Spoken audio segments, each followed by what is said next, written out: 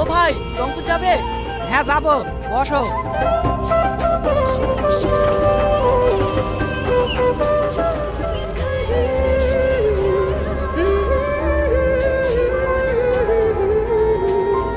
এই টোটো দাঁড়াও। এই ওঠ, নাম শিগগিরি। কি হলো চাচা, ছেলেটাকে ওরকম করছো কেন?